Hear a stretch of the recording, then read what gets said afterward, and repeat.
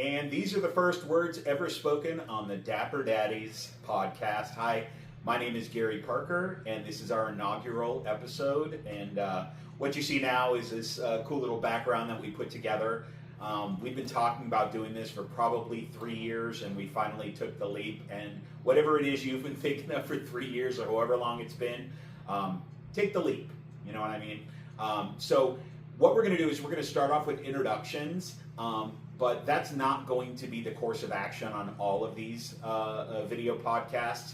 It's just so that you learn a little bit more about us, and then we'll get into the premise of our show and what we hope to accomplish and the community that we hope to build. So again, my name is Gary. I am going to be 55 years old this month. It's July 1st, 2026. And my background is I have worked in software sales for about 25 years. And in the last 3 years, I've had 3 different jobs. And now with the market the way it is and AI taking over everything, I find myself in a place where I'm not marketable. No matter what my success has been in the industry, I'm having a hard time getting back into it, and that's why I need to make this life pivot. I have 5 amazing children, 4 boys, ranging in age from 13 to 30, and a beautiful daughter who is 35 years old, or going to be 35. Wow. And yeah, so procreation's kind of my name. Yeah. Anyway, I'm Gary, and now let me introduce a very important part of this, and my better half and friend for 25 years, John. Yeah. He has procreated. I have not. My name is John. He's had more fun than I have. My name is John God from Boulder, Colorado.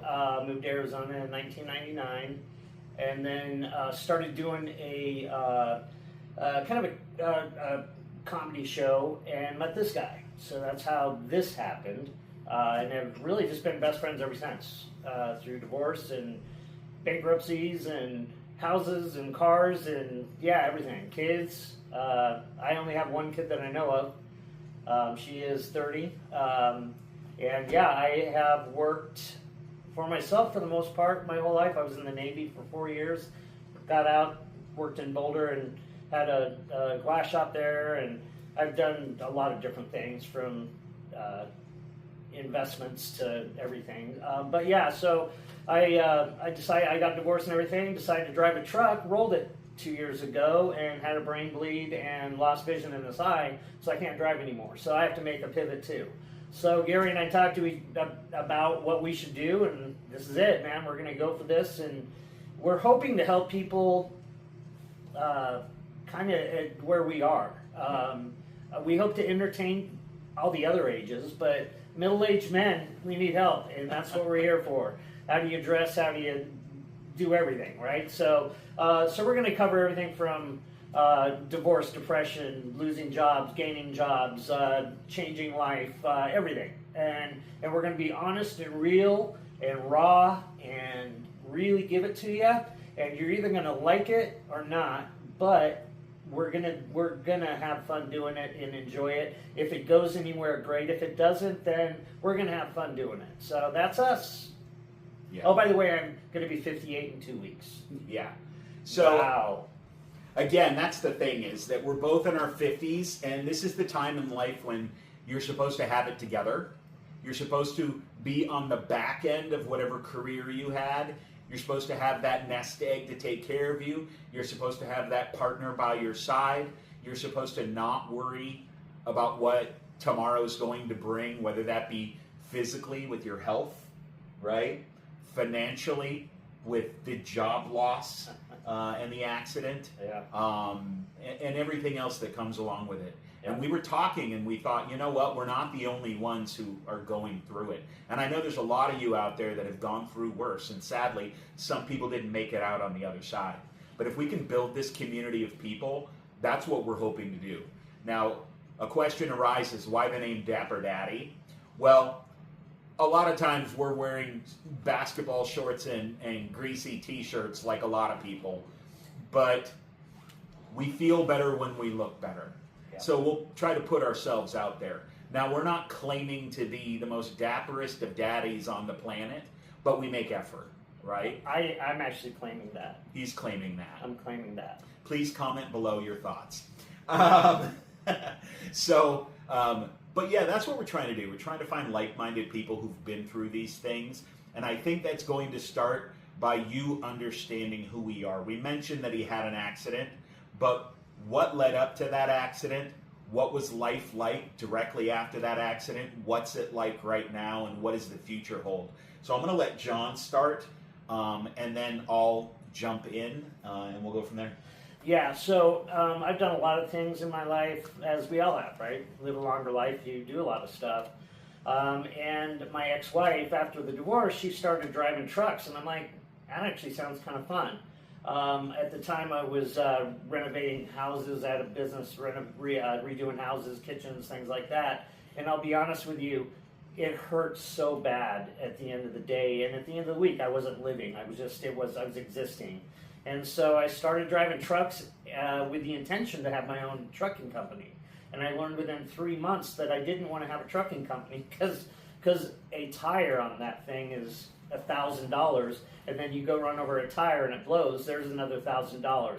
And I've actually had that happen. So I decided, I don't really want to have my own trucking company, but I loved driving because I was by myself. I could listen to my music and my podcasts or whatever, and I love driving, and so I started doing that, and they left, as long as I did my job, they left me alone. So it was like having my own business, and it was great money. So I did it for a while, but literally, I told Gary, we moved in. Gary got divorced how many years ago? 4? Okay, I got divorced 15 years ago. Yeah. But he got 4 years ago and calls me and says, hey, John, the house next door to our house is coming up for rent. You want to do a man cave house? And that way he's got 3 teenage boys still living there. So I'm me and Uncle John, and, they can come over and get a toy or a homework they forgot or whatever. And so it's made divorce more normal for them, I think, except for me. As normal as divorce. As normal as you can, yeah. Right? Yeah. I made it abnormal, which is fun for me. But anyway, so I told Gary literally 3 months before my accident. I'm like, dude, I'm scared. I saw 5 fatal accidents the year I had my accident.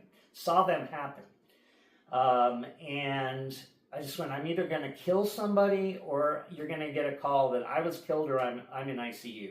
And literally 3 months later, he got a call from ICU saying, I don't remember the accident. I didn't remember waking up that morning. I don't remember anything. I woke up a week later in ICU. And I had stroke symptoms, and they thought I was going to talk like I had a stroke my whole life, had a brain bleed. Shoulder torn labrum, torn rotator cuff, broke my sternum, broke my tailbone, my neck has a crack in it, broke my middle back, and broke my tailbone, and it was pushed up into my body 30%, and I was literally a solid bruise, as a lot of my friends and stuff know. I've been trying to get back healthy again. Workman's Comp just pushed me on to VA, so now they gave me a settlement, which wasn't very much, but I have to make that last forever, and the VA is going to pick up my my medical, but they're taking forever, so I'm going to have another 2 years of getting operations done and stuff. So this seemed like a good thing to do for us. I'm excited about this. I think we're going to help a lot of people. I think maybe hearing our stories, you're going to notice a little bit of your story in there and realize, hey man, I'm not alone here, And we want to help with how you dress. We dress well. We take care of ourselves. We're going to show you what good skin products to, take care of your face and your hair. And, stuff like sandals and shorts and socks are bad for the environment and the economy for that matter. So don't do that. So stuff like that. We're going to try to help the guys that don't know how to dress. Like phones are not an accessory. Don't do that either. Stuff like that. So we're gonna go through it and get there. And with my brain injury, I forget a lot of things, and I may repeat myself. So I apologize if that happens. There are a lot of times where I'll be talking and mid-sentence my brain stops, and so that's going to happen a little bit. So if that does happen, just be aware of it. I got you. Yeah, he's got me. So my brain just stopped. Yeah. So I guess I'll start talking. So there will be a little bit of what he's talking about in regards to how to dress. We don't claim to be experts. You know what I mean? But we'll, if we find something that he claims to be an expert, if we find something that we think works, or that we've gotten compliments on, or a fashion faux pas. But you take care of you take care of yourself, and you take care of your skin, and absolutely. Like there's guys out there that they were never taught how to take care of themselves, and what product. Like I use Clinique Men, for example, which is good for my skin. It just that's what I meant by that. Yeah, just kind of that kind of thing. For sure. I want to make sure you know that if you tune into episode 2, it's not just going to be product reviews, because this is a place. No, not at all. This is a place to really kind of connect with people who are of like mind. They're of a certain age, and whether that's men or women, they're of a certain age, and they're at a place where they thought they were going to be somewhere else. There's a line from an REM song for you Gen Xers out there, which I imagine is the majority of people watching. But there's a line where he says, I'm not supposed to be like this, but it's okay. Right? And that's the one that I look at, because I don't think that anybody growing up, when they were talking into the microphone at kindergarten graduation, said, when I grow up, I want to be a software salesperson or a truck driver. Right? Maybe truck driver. That's a little cooler than software salesperson. And frankly, when I was in kindergarten, there was no such thing as software, I would imagine. But anyway, that's what we're trying to do here. So just a little bit about me. I mentioned that I was in tech sales for a long time. And even though the last 3 years have been tumultuous, to say the least, it's been harder than that for a long time. And it makes you wonder if you're smart enough to do it anymore. You watch people coming up the ranks and excelling. And again, I was the kind of person who was going to fancy island retreats for President's Club and getting recognitions and awards and making, massive paydays through commission and all of the other things that come along with it. But again, even before the last 3 years, probably the last 10 years, my existence was working Monday through Friday at a job that would give me the worst kind of anxiety, where I always felt like my neck was on the line, that I was always worried that I was going to lose the job that was putting the house over my kids' head and the food on their plate, that your best month didn't make up for the bad one that you were currently having. And I worked Monday through Friday, many hours. I enjoyed Friday night and Saturday. And then Sunday was dread, because I knew I had to go and do it all again. And my mom, I'm going to be 55 this month. My mom died at 52 from a heart attack at a job that she always complained about. And so I actually thought that was going to happen to me. And that was 25 years ago. And it was such a... It wasn't even like a thought that it could happen. I was planning for it. I thought I would die in my early 50s from a heart attack because of my job, which is not a healthy way to live. I met John 25 years ago doing our comedy show at a karaoke club called Graham Central Station in Tempe, Arizona. So if you've been, holler. But I met him, and our lives couldn't have been more different and more the same. And he is about as blue collar as you can get. He's got calluses on his hands like a grizzly bear. He likes to do all the manly stuff that I just frankly never learned, because I was raised by a single mother in government housing, and we didn't have a car. And I don't know any of that stuff. I didn't have a father growing up that taught me any of that. Well, you didn't miss out a whole lot, because all he did was throw wrenches at us and say, "You got the wrong thing."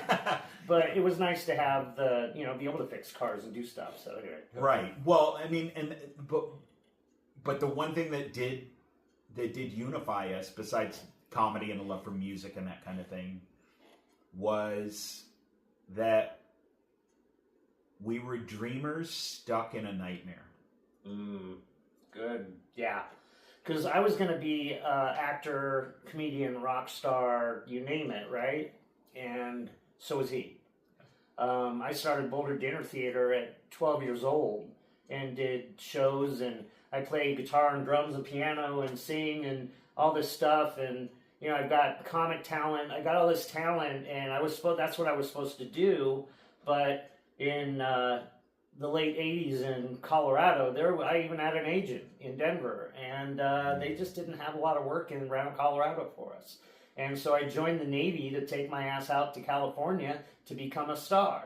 And that didn't happen, so I found myself getting married, having a kid, ended up moving to Arizona because I love the heat. I'm weird. And then, you know, and met this dude that's exactly the same as me, only different. Like, we're definitely two different people, but here's a good example of that. When I first met his now ex-girlfriend, Alicia, we had dinner. She looked at us and went, "Oh my God, there's two of you." So yeah, it's just we're the same, only different, right? Yeah. And we have ended up. You know, it's funny. The REM song I was thinking is "It's the end of the world as we know it." Okay, that actually brings me to something I needed to interject. When I say that we're dreamers living in a nightmare, I don't mean my life was bad. I had what I thought was an amazing marriage. I have, like, arguably the best kids on the planet. I mean, obviously we're all going to argue that, but I love them to pieces, and I'm fortunate there. But I've always had that what could have been, but I didn't have the drive or the faith in myself to go after those things that I wanted. I tried that when I was young. I moved to LA. I did comedy. I took classes. I was fortunate enough to be in some commercials and a movie and that kind of thing, small role. And Price is Right, baby. And I won a car in The Price is Right, so I'm kind of super famous. He's kind of but I did that, but then there was a writer's strike, and one day a friend of mine said, if you need a job in the meantime, they're hiring at this place where you can do phone sales. And then I accidentally stayed there for 30 years. And life is what happens when you're busy making plans. Right, yeah. Thank you, John Lennon, for that one, right? Yeah, you know, it is. And the thing is, you go through life thinking you're doing the right things, and you do mostly. I mean, I think we all try to do the right things and do everything correctly. And, you know, I thought a good marriage and, you know, a good daughter and everything, and turns out they're both bad. No, I'm kidding. The marriage was. But anyway, you know, it's just you think you're doing everything right. And then all of a sudden you wake up one day and go, this really hurts. First of all, everything hurts. Mm-hmm. And then the second thing is, and it gradually happens, but man, when you turn 50, it hits you like a tidal wave. And then the second thing is, and I'm talking physically and emotionally and mentally, because you find out, you wake up and you're not at all where you wanted to be, or how you wanted to be, or who you wanted to be, or around the people you wanted to be, or have the money you wanted. And the thing is it's funny, everybody's talking about, especially Gen Xers are talking about, they freaking lied to us. They lied to us. They said if we go to school, get a job, work 20 years, we can retire and be fine, and everything will be good. And I don't know how many of my friends are going, I'm broke, dude. I'm going to have to live till I die. You know, I want to interject there on what you said. Like, we're told that you make the investment in a company and then... Or even yourself, honestly. Sure. And then you're going to be fine. Yeah. Right? You just got to put in the time. Yeah. But this isn't the old days where you get a gold watch and there was a pension waiting for you, and then you get to go and live a great life. Now, I'm sure there are some of you out there that were wise with your money. That was not us. No, you know? Divorce kind of that was not us. Divorce wrecked that one. But I want to go back to something I said earlier, where I said I was sure I was going to die from a heart attack at work in my early 50s. I accidentally am still alive. Just like I accidentally was a salesperson for 25, 30 years, I am, at no fault of my own, still breathing and on this planet. And I came to a realization, what if I accidentally live another 25 years? I've got a choice to make right now. And that choice... Liposuction. I have a choice right now. I can either live like I'm about to pass away, and you know what I'm talking about. I guarantee you that there are people out there who just are like, you know what, I mean, look at me. I'm probably not going to be around much longer, but what if you are, right? So you can live like you're about to not be alive anymore, or you can live like you've got another 25, 30, 40 years on this planet. Please not 40 years, but however long that is. And what am I going to do at this time? And another thing that I heard somebody say one time that really blew my mind is, I was complaining about when I turned 50. I said, I cannot believe I'm 50. And this man overheard me, and he said, I'm 75. I would give anything to be 50. You know what I mean? And I feel that way when I hear somebody who's 30 going, I'm getting so old. I did the same thing at 30. 30 was hard for me, and 50 was hard for me. 40 didn't bother me. Same. And but 30 and weird. 50 bothered me. Yeah, same. But you're talking about how like you were living because you were afraid to die. I'm going to hit you with something real heavy. To die. I have to. Not afraid to die. No, not afraid. I thought to die. I was going to die. Yeah. Okay, my apologies. I was living because I wanted to die. Okay, I have depression. I have a thing called suicidal something. I can't remember. I'll have to look it up. But it's where you think every time a bad problem comes up, I don't think, okay, I need to solve that problem. I think I would be better off dead than dealing with this problem. And it is just something I've dealt with my whole life. I thought everybody had it. And then I found out a few years ago, not very many years ago, but a few years ago, I had a friend look at me and go, no, that's not normal. That's not how... Explain that. I'm not sure what you mean. What do you mean? I'm not sure what you mean by I would look at something and say I'd be better off dead than dealing with that. So, the most simple thing in the world. Your car breaking down and not having the money to fix it. I'd just be better off dead than even dealing with this problem. Not having enough money to pay the rent. Losing your debit card. It can be as simple as that. Like, I honestly, simple, tiny problems that aren't problems, my brain goes immediately to, I'd be better off dead than dealing with that. Now, right after that, my brain goes to, okay, but let's go solve the problem.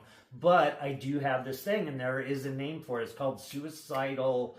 I can't remember the name. Anyway, there is a word for it, but it is, and I talked to my doctor about it. He goes, yeah, that's a thing. You know, you don't really plan to suicide. You don't really, although I have been there a couple times in my life, but you don't, it's not like you go and plan it immediately. It's just that that's your first thought is I would be I would be better off dead than deal with this. Well, yeah, we'll get into that. So we'll get this into is that. Our intro. But this is I our know intro. that. I know. But you went with no, that's thing, good. And I just we'll talk about that. But it is a thing that we're going to get into. And so the reason I'm doing it in the intro is because I want everybody to understand how real we're going to get. Because it is going to get real. It's going to be fun, and we're going to laugh, and we're going to tell jokes, and we're going to enjoy it. And we're going to be probably tear up a lot. We're going to probably cry a lot. Yeah.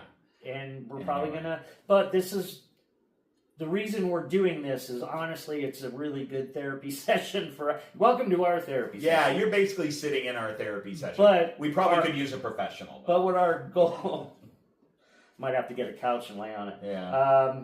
But you're the one with the glasses. You're supposed to tell me to get better. Now, but the thing is, Gary deals with that too. So Gary deals with that depression and stuff like that too.